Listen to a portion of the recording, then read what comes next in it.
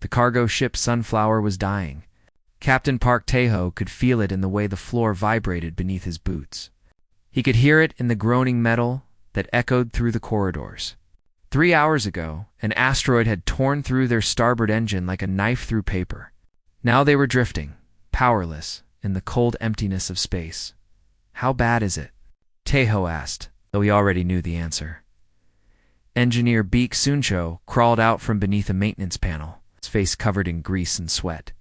He was a large man with rough hands and honest eyes. He never lied, even when the truth was ugly. Bad Sung-ho said simply. "The main drive is gone. Backup systems are failing. We have maybe 40 hours of life support left. Maybe less." Tae-ho nodded slowly. Around them, the ship creaked and moaned like a wounded animal. The Sunflower was not a warship.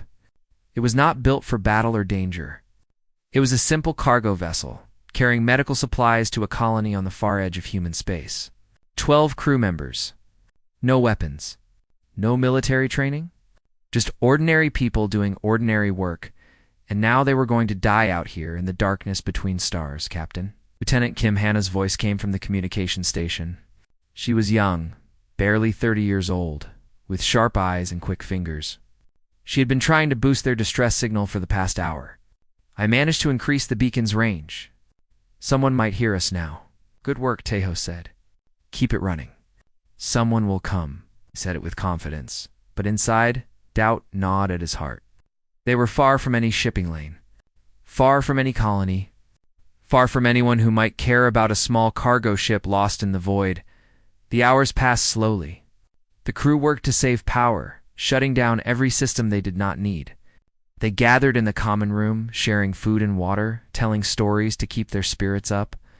Some cried, some prayed.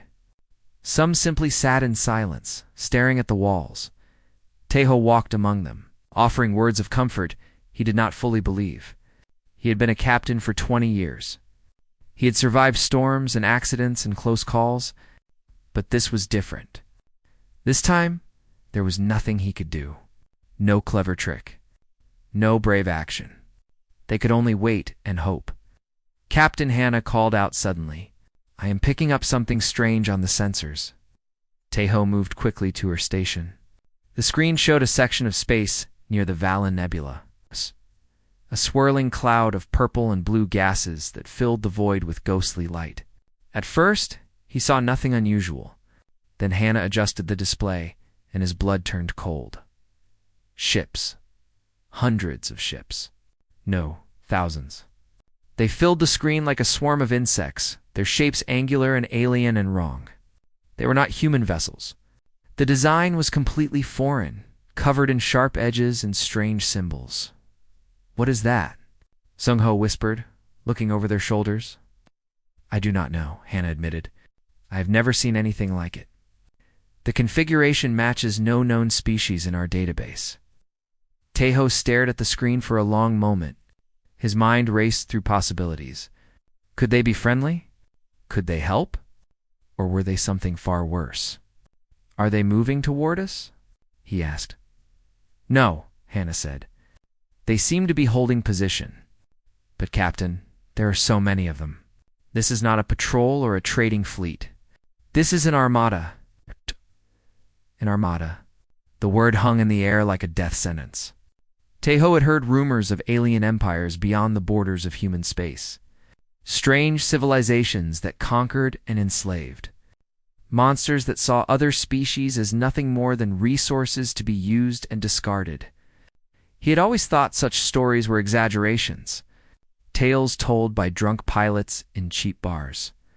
Now, looking at the screen, he was not so sure. "Turn off the beacon," he ordered suddenly. Hannah hesitated. "But, Captain, if we turn it off, no one will find us." "If we keep it on, they will find us," Tae-ho replied, pointing at the alien fleet. "And I do not think they are coming to help." But it was already too late. Far across the void, aboard the massive flagship known as the Throne of Stars, a sensor officer stared at his display with wide eyes. The signal was weak, barely a whisper in the noise of space. But it was there. A distress beacon. A ship, In trouble. The officer ran the signal through the identification system, expecting to find one of the lesser species they had already conquered. Perhaps a Voran trader or a Keth scout. Something small and meaningless. The result made his hands tremble. He checked it again. Then, a third time. Each time the answer was the same. "Commander!" he called out, his voice shaking. "You need to see this." The bridge fell silent as the identification appeared on the main screen. 2 words that changed everything. 2 words that sent a ripple of fear through every officer present. Species identified, human. For a moment, no one moved. No one spoke. The word hung in the air like poison, then the whispers began. Back on the Sunflower, Captain Tejo had no idea what he had just done. He did not know that his small, broken ship had just become the most important thing in this sector of space. He did not know that 3,000 alien warships were now focused on his location. He did not know that his name would soon be spoken in fear and wonder across an entire empire. He only knew that his ship was dying. His crew was scared, and somewhere out there, something was watching them. The stars had never seemed so cold. High Commander Draven had conquered 17 star systems. He had crushed rebellions, burned cities, and watched entire species kneel before him. In 300 years of war, he had never known fear. He had forgotten what it felt like until now. He stood on the bridge of the throne of stars, surrounded by officers who refused to meet his eyes. The main screen still showed those 2 terrible words. "Species identified. Human," explained Draven commanded. His voice was calm, but everyone could hear the edge beneath it. Tactician Orin stepped forward. He was thin and nervous, with pale skin that seemed even paler now. His job was to analyze threats and plan strategies. He had never planned for this. The signal came from a small vessel. "High Commander," Orin said carefully. "It appears to be a cargo ship. No weapons detected. Minimal power output. It seems to be damaged and drifting." "A cargo ship," Draven repeated. "One small broken cargo ship, and yet my bridge officers look like they have seen a ghost." Silence answered him. Draven turned slowly, studying each face. These were his best soldiers. Veterans of countless battles. Warriors who had faced death without flinching. And now, they stood trembling because a damaged cargo ship had sent a distress signal. "Someone speak," he commanded. "Tell me why I should care about one human vessel." Observer Lyra was the one who found her courage first. She was young, barely old enough to serve, with wide eyes that had not yet learned to hide emotion. This was her first campaign. She had joined the Armada to witness glory and conquest. Instead, she was witnessing fear. "High Commander," she said softly, "the records speak of humans. They are different." "Different how?" Lyra looked at Orin, who nodded for her to continue. "They do not surrender," she said. "When they are beaten, they keep fighting. When they are broken, they keep standing. There are stories from the species we conquered. They speak of humans like monsters." Idavan laughed. It was a cold, harsh sound that echoed through the bridge. "Monsters? We are the Velkari Dominion. We have made empires beg for mercy. We have turned proud warriors into slaves. And you are afraid of stories?" "The Battle of Red Horizon," Orin said quietly. The words fell like stones into water. Everyone knew the story. Everyone had heard the legends passed down from conquered species who had witnessed it from afar. "Tell me," Draven said, his voice suddenly very still. Orin pulled up the historical records on a side display. The information was incomplete, gathered from fragments and second-hand accounts, but the basic facts were clear. 40 years ago, Orin began, a human colony was under attack by the Voran Imperium. The Voran sent 200 warships. The humans had only one destroyer to defend the evacuation. One ship against 200. Then they died quickly, Draven said. "No, High Commander. They fought for 72 hours. 72 hours against impossible odds. The Voran destroyed them eventually, but not before the evacuation was complete. Every civilian escaped, and the humans on that destroyer never stopped fighting, never retreated, never surrendered. They died laughing, High Commander. The Voran survivors said they were joking with each other even as their ship burned around them. The bridge was silent. Draven stared at the display, his face unreadable. One ship, he said finally. One ship held off 200 for 3 days. Yes, High Commander, and you believe this? Orin hesitated. The Voran do not lie about their defeats. They are too proud. If they say it happened, then it happened. And there are other stories. Many other stories. The humans do not fight like other species. They do not think like other species. They bond with predators and keep them as companions. They damage their own bodies for decoration. They consume poison for pleasure and call it celebration. They are insane, another officer muttered. Perhaps Orin admitted, but they are effective. No empire has ever successfully conquered human territory. Many have tried. All have failed. Draven turned back to the main screen. Somewhere out there, beyond the purple glow of the nebula, a tiny cargo ship was drifting in the darkness. 12 humans. No weapons, no power. Completely helpless, and yet his entire command staff was afraid. This is foolishness, Draven declared. They are flesh and blood like any other species. They can be killed. They can be broken. I will not have my armada paralyzed by ghost stories. He turned to his communications officer. Send a message to all ships. The human vessel is to be monitored, but not approached. We will continue with our mission. Let the humans drift and die in the cold. They are not worth our attention. The orders went out. The armada began to move again. Ships adjusted their positions, preparing for the invasion that had been planned for decades. Everything returned to normal, but the whispers did not stop. In the lower decks of the Throne of Stars, soldiers gathered in dark corners and shared stories they had heard from conquered slaves. Stories of humans who fought with bare hands against armed warriors. Stories of humans who walked through fire and laughed. Stories of a species that simply refused to die, no matter how many times you killed them. On other ships, the captains looked at the sensor data and felt cold sweat on their skin. The human vessel was small, damaged, harmless, and yet they could not stop watching it. Hi. Commander Draven sat alone in his quarters that night, staring at a star chart. The human ship was just a tiny dot on the display. Meaningless, insignificant. He tried to look. He could not. Far across the void, Captain Park Tae-ho had no idea that an entire armada was thinking about him. He sat in his chair on the bridge of the Sunflower, watching the alien fleet through sensors that could barely function. Thousands of ships, thousands of enemies. And here he was, commanding a broken cargo vessel with no way to fight and no way to run. What do we do, Captain? Lieutenant Kim Hanna asked softly. Tae-ho was quiet for a long moment. Then, slowly, he smiled. It was a tired smile, but it was real. We do what humans have always done, he said.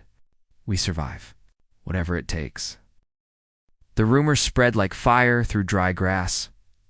On the warship Iron Dawn, soldiers whispered to each other in the mess hall. They spoke of a human they had once seen in a prisoner exchange. The creature had been shot 3 times and was still standing, still smiling. It had looked at its captors with eyes that held no fear, only patience, like it was waiting for something, like it knew something they did not.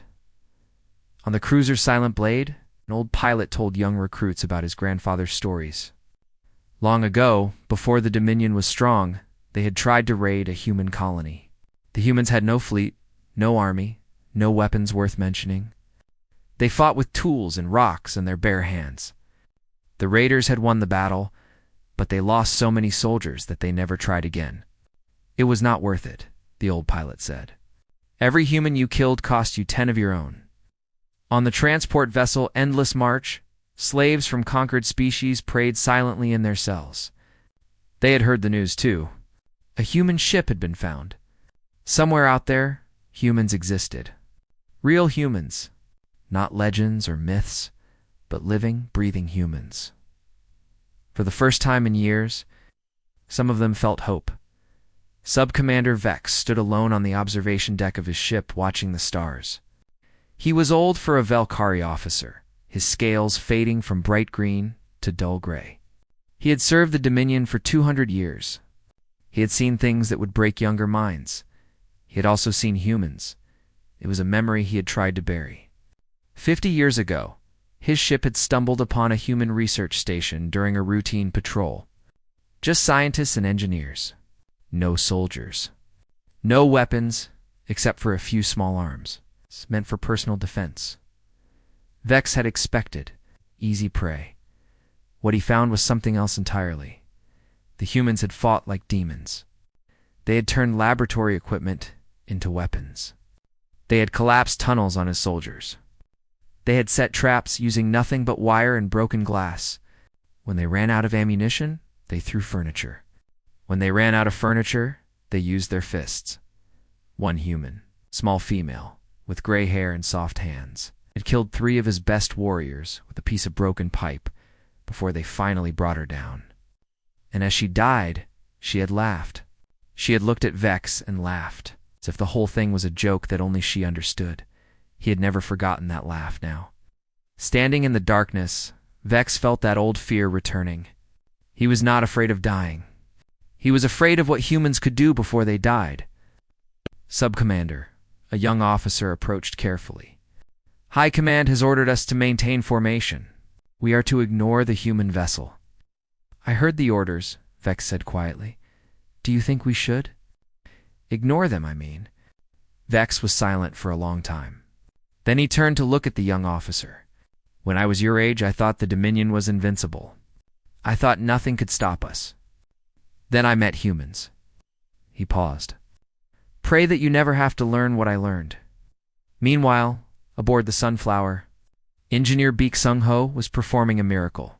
He had been working without sleep for 18 hours, crawling through damaged systems and burned circuits. His hands were cut and bleeding. His back ached. His eyes burned from strain. But slowly, piece by piece, he was bringing the ship back to life. The communication array is working, he announced finally, collapsing into a chair. Short range only. Maybe 100,000 kilometers. But it works. Lieutenant Kim Hannah immediately began scanning for signals. She expected silence. They were far from any human territory, far from any friendly ships. Who would be out here to talk to? But there was something. A signal. Weak and strange, using frequencies she did not recognize. It was coming from inside the alien Armada. Captain, she called out. I am receiving a transmission. It is. I think it is a message.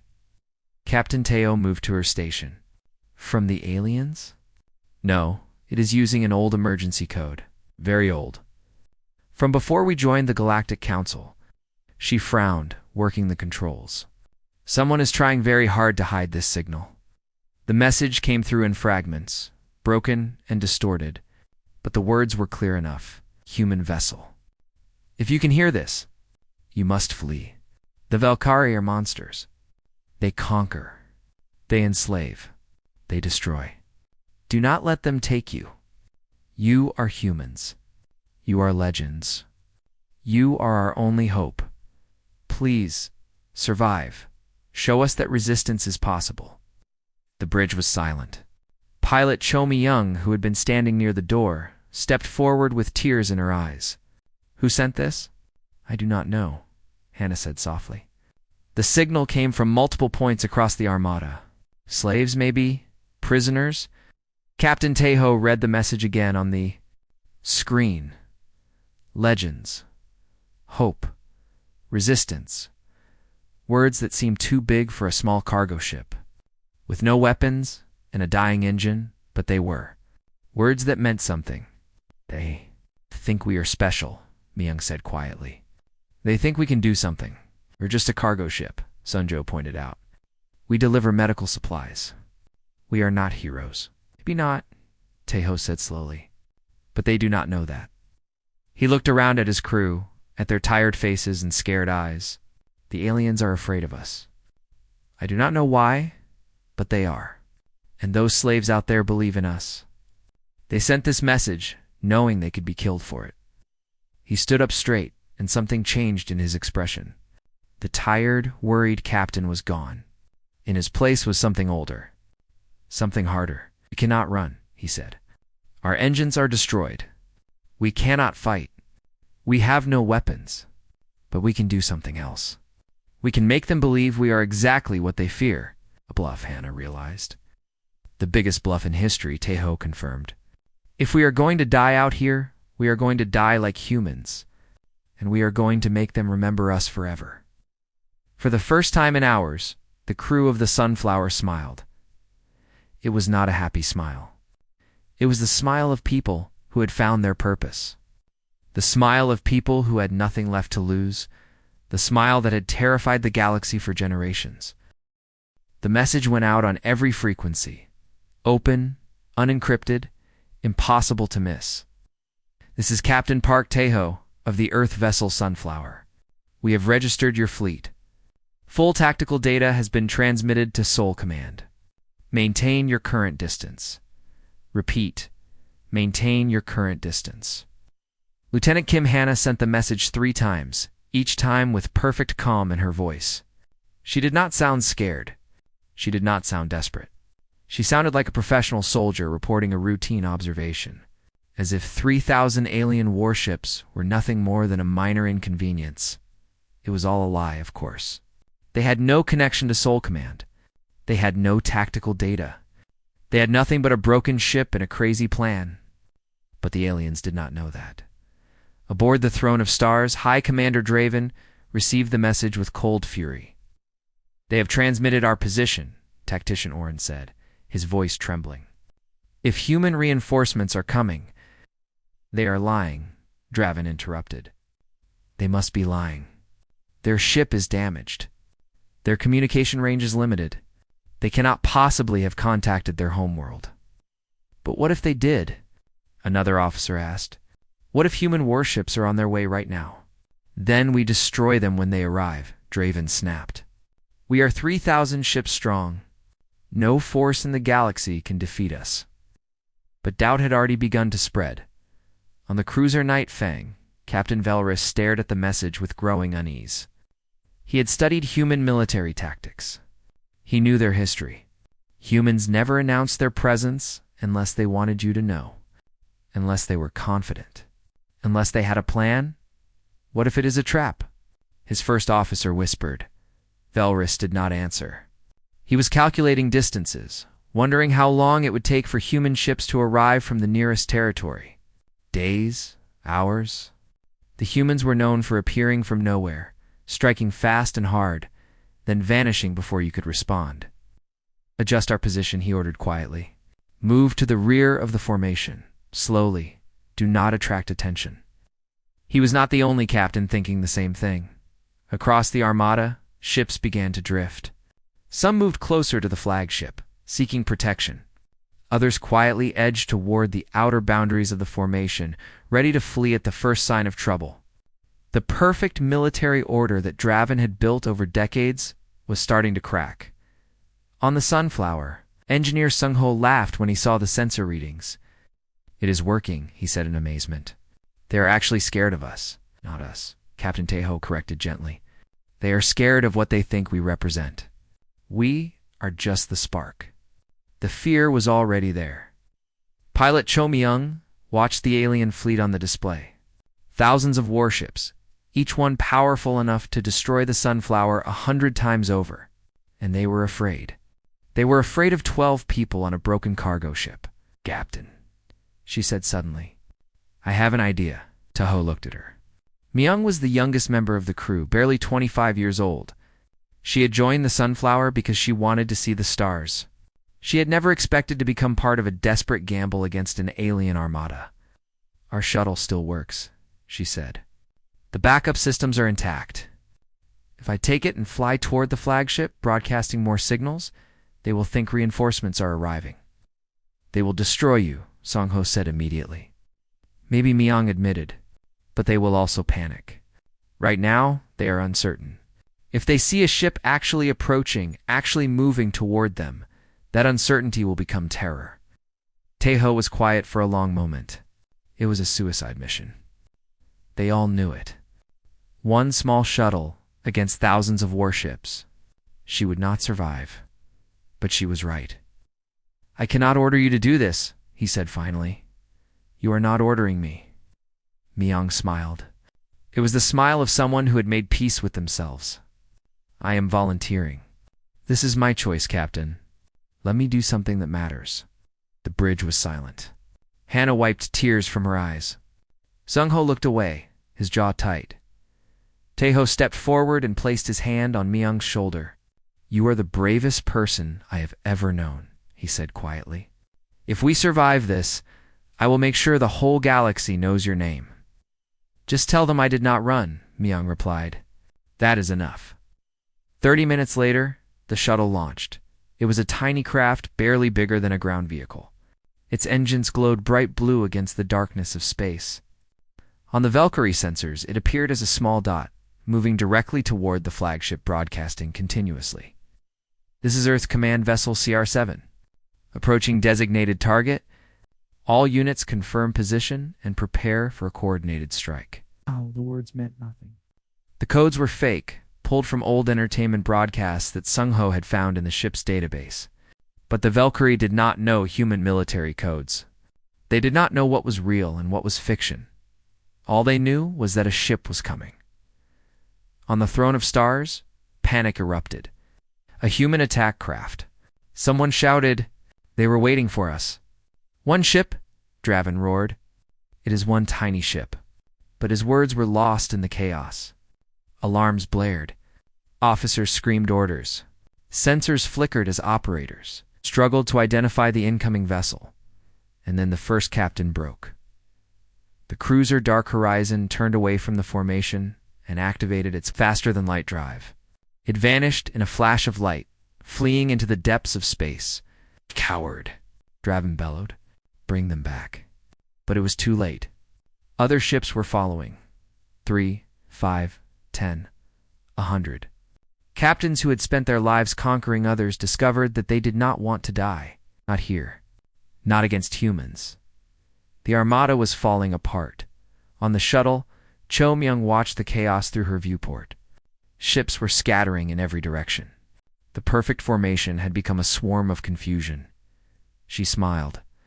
Behind her, on the Sunflower, Captain Taeho watched the same scene with tears in his eyes. One pilot. One tiny shuttle. One act of impossible courage, and an empire was crumbling. "That is the human way," he whispered. "We do not need to win. We just need to refuse to lose." High Commander Draven had lost control of his armada. Ships were fleeing in every direction. Communications were jammed with panicked voices. 300 years of conquest and discipline had collapsed in less than an hour, all because of one broken cargo ship and one tiny shuttle. "Enough," Draven said quietly. The word cut through the chaos on his bridge like a blade. Enough. He stood up from his command chair, his ancient body straightening with cold determination. "If no one else will act, I will act alone. Set course for the human cargo ship. We will destroy it ourselves." Tactician Oren stepped forward, his face pale. "High Commander, the shuttle is still approaching." "If human reinforcements are truly coming, then let them come," Draven interrupted. "Let them see what happens when the Valkyrie Dominion decides to kill. We will destroy that cargo ship. We will destroy that shuttle. And we will show the galaxy that humans can bleed just like everyone else." The Throne of Stars began to move. It was the largest ship in the Armada, a massive fortress of metal and weapons that could crack planets. As it turned toward the Sunflower, dozens of other ships followed. Loyal captains. True believers. Warriors who refused to run. On the shuttle, pilot Cho Myung saw the flagship coming. It was enormous. A mountain of destruction moving through space with terrible purpose. She knew she could not stop it. She knew she could not even slow it down. Her shuttle had no weapons, no shields, nothing but engines and communication systems. But she kept flying. "Sunflower," she transmitted calmly. "The big one is coming your way. I tried my best." Captain Taeho's voice came back, warm and steady. "You did more than anyone could ask, Myung. You made them remember. Is that enough?" "It has to be." Myung closed her eyes for a moment. She thought about her family back on Earth, her mother's cooking, her father's terrible jokes, her little brother who wanted to be a pilot just like her. She hoped they would be proud. When she opened her eyes, she saw something strange on her sensors. New contacts. Many new contacts. Coming from multiple directions. "Captain," she transmitted, her voice suddenly sharp. "Are you seeing this?" On the Sunflower, Lieutenant Hannah was already studying the readings with disbelief. Ships were appearing at the edge of sensor range. Dozens of them. Then hundreds. They were not Valkyrie designs. They were something else entirely. "I recognize some of these configurations," Hannah said slowly. "These are Voran ships, and those are Keth. And those... I do not even know what those are." The conquered species, Tejo realized. The slaves, the message they had received echoed in his mind. "You are humans. You are our only hope. Show us that resistance is possible." They had shown them. And now the conquered had risen. Across the void, hundreds of ships from dozens of enslaved species were converging on the Valkyrie Armada. They were not a coordinated fleet. They were cargo vessels and stolen patrol boats and ancient ships that should have been scrapped decades ago. They had no military leadership, no battle plan, no real chance of victory, but they had hope. And they had seen humans refuse to surrender. "Hi." Commander Draven stood on his bridge and watched the approaching fleet with something close to shock. These were slaves. Broken people. They should have been cowering in their cells, grateful for the mercy of the Dominion. Instead, they were fighting. "How?" he whispered. "How is this possible?" Observer Lyra, still standing quietly in the corner, spoke the truth that no one else would say. "They saw the humans, High Commander. They saw that it was possible to resist. And they decided that dying free was better than living as slaves." Draven turned to look at her. For a moment, his ancient face showed something almost like understanding, almost like respect. Then it hardened again. "We cannot fight on two fronts," he admitted coldly. "The invasion fleet has scattered. The slave uprising will require attention." He looked at the display, where the tiny dot of the Sunflower still drifted in space. "This is not worth the cost. All ships, withdraw. We will return when we have restored order." The Throne of Stars turned away. One by one, the remaining Valkyrie ships followed. They retreated into the darkness, leaving behind only silence and stars. On the Sunflower, the crew watched in stunned amazement. "They are leaving," Sungho said. "They are actually leaving." "We won," Hannah whispered. "We actually won." Captain Tejo slumped in his chair, exhaustion finally catching up with him. They had won. Not through weapons or power, but through reputation, through courage, through the simple act of refusing to give up. "Sunflower, this is Shuttle Sierra. This is Myung." Her voice came through the speakers, shaky but alive. "I am still here. I cannot believe it, but I am still here." Tejo smiled. "Come home, pilot. You have earned some rest." Hours later, a coalition rescue ship arrived. It was crewed by former slaves who had escaped during the chaos. They brought food, water, medical supplies, and enough repair parts to get the Sunflower moving again. Their leader was an old Voran with scarred hands and kind eyes. He stood on the Sunflower's bridge and looked at Captain Tejo with something like wonder. "We heard your signal," he said. "We heard you challenge the entire Dominion with nothing but words. And we knew that if humans could stand against them, so could we." Tejo shook his head slowly. "We did not do anything special. We just refused to die." The old Voran smiled. "That is what makes humans special, Captain. You always refuse to die. No matter how many times the universe tries to kill you, you just keep standing." He paused. "There's a word for that in our language. We call it hope." Across the void, on the retreating flagship, Observer Lyra sat alone in her quarters. She had copied all the recordings from the day's events. The human transmissions. The panic of the fleet. The uprising of the slaves. She did not know why she had saved them.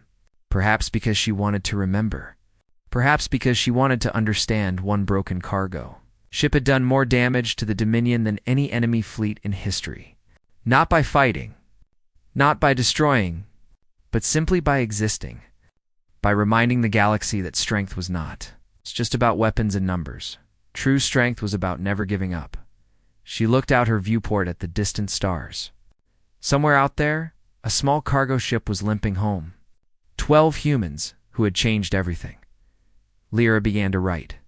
She did not know who would read her words or if they would matter, but she wrote anyway. Today I learned why the galaxy fears humans. It is not their weapons. It is not their technology.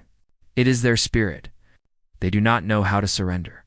They do not know how to accept defeat. And somehow, impossibly, they make others believe the same thing.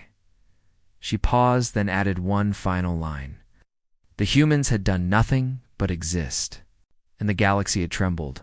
Stars continued to shine, cold and eternal, but somewhere in the hearts of millions, a small fire had begun to burn, and it would never go out.